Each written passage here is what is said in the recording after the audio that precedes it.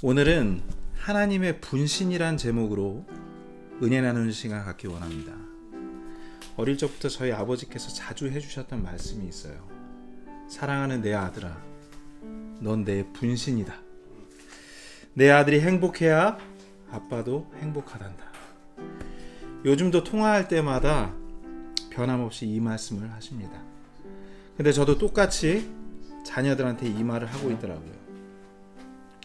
나이가 들면 들수록 아버지를 참 많이 닮아가고 있구나 하는 생각이 듭니다.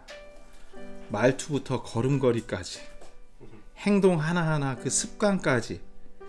그래서 정말 나도 아버지를 참 많이 닮았구나 하는 생각이 들었습니다. 그도 그럴 게 생물학적으로만 봐도 우리 모두가 아버지 씨를 통해 태어났지 않습니까?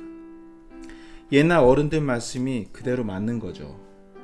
다른 건 다 해도 뭘 못한다고요? 씨도둑질은 못한다고 하셨습니다. 자녀는 아버지를 닮을 수밖에 없는 겁니다. 그래서 누군가의 자녀인 우리가 아버지의 분신과도 같다는 이 표현이 참 맞는 말입니다. 그런데 우리에게 아버지가 한 분 더 계시죠? 누구십니까? 네, 맞습니다. 하나님 아버지.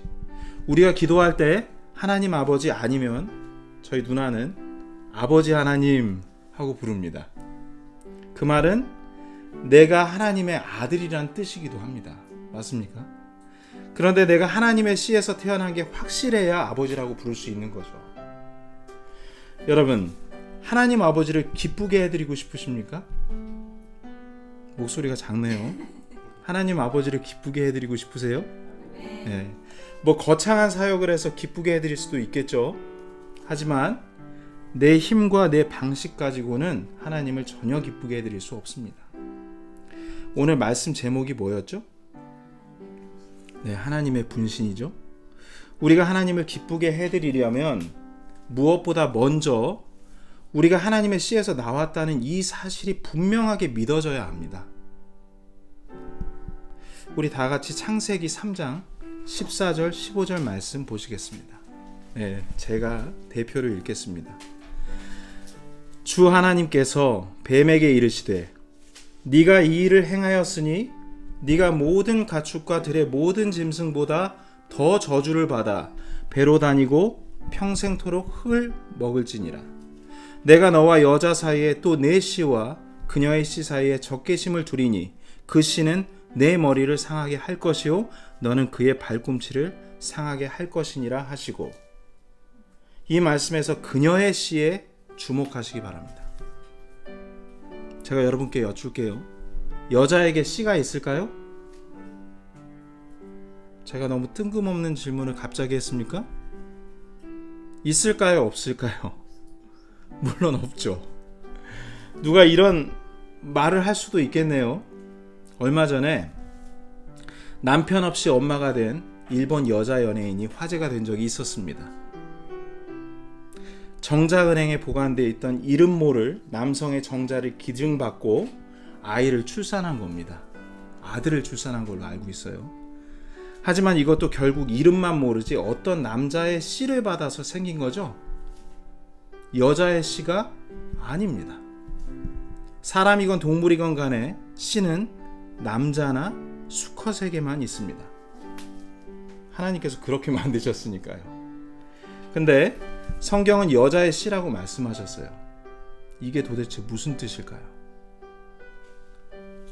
그건 바로 예수님께서 그 어떤 남자의 씨를 거치지 않고 성령님을 통해 마리아의 몸을 빌어서 태어나셨다는 말입니다. 그래서 여자의 씨라고 표현하신 거예요. 여러분 주변에 이렇게 태어났다고 주장하는 사람 한 사람이라도 보신 적 있으세요? 네, 물론 그런 사람은 없습니다. 오직 예수님밖에 없습니다. 다시 말하지만 여자의 씨는 예수님을 가리키고 있는 겁니다. 오직 예수님만이 사람의 피가 한 방울도 섞이지 않은 하나님의 순수 혈통에서 태어났다는 뜻입니다. 이 말은 예수님께서 하나님의 분신이란 뜻이기도 합니다. 그렇다면 이 얘기가 우리와 무슨 상관이 있을까요? 오늘 우리는요, 성경 말씀을 통해서 우리가 하나님의 씨와 상관 있는 사람들이란 그 증거, 그 확실한 증거를 찾아야 합니다. 그럼 찾을까요? 베드로전서 1장 23절 말씀 찾겠습니다. 너희가 다시 태어난 것은 썩을 씨에서 난 것이 아니요 썩지 아니할 씨에서 난 것이니 살아있고 영원히 거하는 하나님의 말씀으로 된 것이니라. 여러분, 썩을 씨가 있고요, 썩지 아니할 씨가 있습니다. 썩을 씨는 육신의 아버지로부터 받은 씨입니다. 지금 입고 있는 이 몸이죠. 춥고 덥고 아프고 늙고 부패할 수밖에 없는 몸입니다.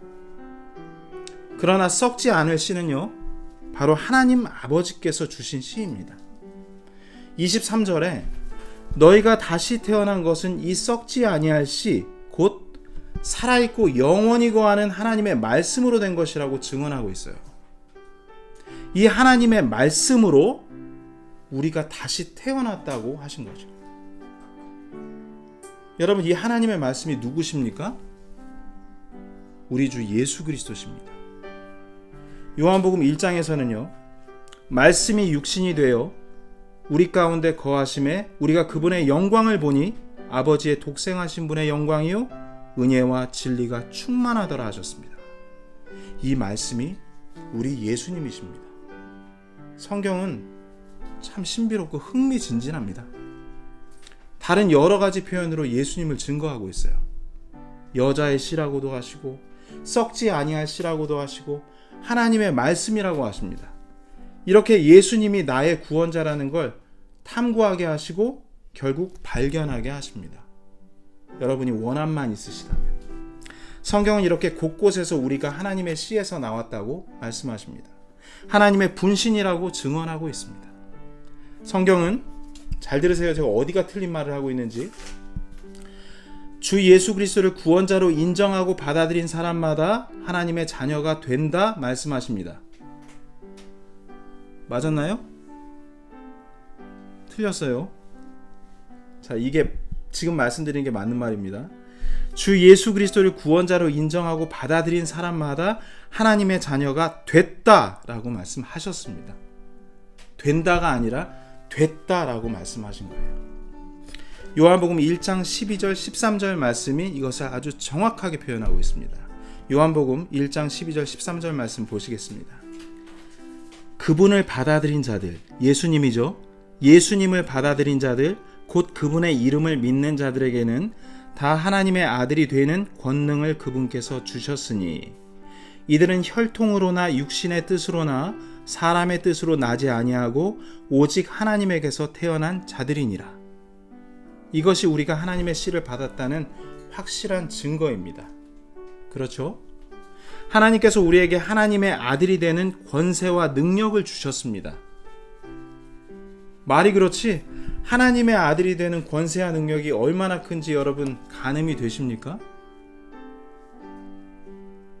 아마 사람의 말로나 글로는 이 엄청난 무게를 표현 못할 것 같습니다. 13절에 이들은 오직 하나님에게서 태어난 자들이니라 하십니다. 하나님에게서 태어난 자들은 바꾸어 얘기하면 하나님께서 낳았다라는 뜻이에요. 하나님께서 낳은 자들이라는 뜻입니다. 굉장히 디테일하죠. 12절 말씀에 있는 믿는 자들에게는 다 하나님의 아들이 되는 권능을 주셨다는 걸 13절에서 재차 강조하신 겁니다. 할렐루야. 이때 말씀하시는 거예요. 아멘입니다. 하나님께서 우리에게 우리가 하나님의 아들이란 걸 믿게 하시려고 요한일서 말씀을 주셨습니다. 요한일서 5장 1절 말씀 보시겠습니다. 누구든지 예수님께서 그리스도이심을 믿는 자는 하나님에게서 태어났느니라 하십니다. 그리스도가 무슨 뜻일까요? 많이는 들어보셨죠? 네, 구원자, 또 기름 부음 받은 자, 뭐 얘기가 많죠. 자, 그때 당시에 유대인들이 그리스도라고 했을 때 그게 어떻게 받아들였냐면 이겁니다. 바로 저와 여러분을 포함한 이 세상을 구원하러 오신 메시아, 구세주라고 생각했습니다. 그게 바로 그리스도입니다. 여러분, 예수님께서 여러분과 세상을 구원하기 위해 하나님께서 보내신 구원자라는 걸 믿으십니까? 이것을 믿는 자는 하나님에게서 태어났다, 이렇게 말씀하신 거예요. 또 13절에서 내가 하나님의 아들의 이름을 믿는 너희에게 이것들을 쓴 것은 너희에게 영원한 생명이 있음을 너희가 알게 하고 또 하나님의 아들의 이름을 너희가 믿게 하려 함이라. 든든하십니까? 근데 어떤 분은 아직 거듭나지 못해서 이 얘기 들을 때 두려워 떠시는 분도 있을 겁니다. 내가 예수님을 나의 구원자로 믿고 있는지 진지하게 생각해 보시기 바랍니다. 이것을 믿는 자는 영원한 생명을 받은 것이니 남은 인생을 예수님의 이름을 믿고 살라고 당부하신 겁니다. 걱정하지 말라고. 그렇습니다. 다시 태어난 사람은 예수님을 통해 영원한 생명을 받은 사람입니다. 이 영원한 생명은 예수님의 보혈과 아주 밀접한 관련이 있어요. TV 드라마를 보면요, 한 아이가 굉장히 이제 진부한 스토리긴 한데, TV 드라마를 보면 한 아이가 고아원에 버려졌는데 사랑이 많은 가정에 입양돼서 훌륭한 성인으로 잘 자랍니다. 그런데 갑자기 자기가 친부모라고 주장하는 사람이 나타나죠. 처음엔 믿지 못하다가 피검사를 통해, 유전자 검사를 통해 친부모임을 확인합니다. 이때부터 주인공의 갈등이 시작돼요. 피 한 방울 섞이지 않은 양부모와 이제라도 찾아와 용서를 구하는 친부모 사이에서 인생 최대의 고민을 하게 됩니다. 이 드라마에서도 피는 아주 결정적이고 중요한 역할을 합니다. 성경은 하나님께서 우리를 양자 삼았다 말씀하셨죠? 이렇게만 들으면 피 한 방울 안 섞인 양아버지와 양아들처럼 들립니다. 하지만 예수님께서 흘리신 보혈은 우리 그리스도인들에게 절대적인 영향을 미쳤습니다. 아니, 우리 전체를 바꾸셨습니다. 예수님을 구원자로 받아들였을 때 나에게 어떤 일이 벌어졌을까요? 예수님의 보혈이 즉시 효력을 나타냈습니다. 예수님의 보혈은 우리가 태어나서 지은 최초의 죄부터 앞으로 지을 미래의 모든 죄들까지 제거하셨습니다. 또 그 보혈은 내 영과 내 혼에까지 깊이 스며들어서 죽었던 내 영을 살렸고 지옥에 떨어질 내 혼을 구원하셨습니다. 믿습니까? 그리고 이 보혈의 능력으로 예수님께서 다시 오시는 날 우리의 죽을 몸도 반드시 변화될 것이라고 말씀하셨습니다. 부활하신 예수님의 몸처럼 썩지 않을 영광스러운 몸을 입게 될 것이라고 말씀하셨습니다.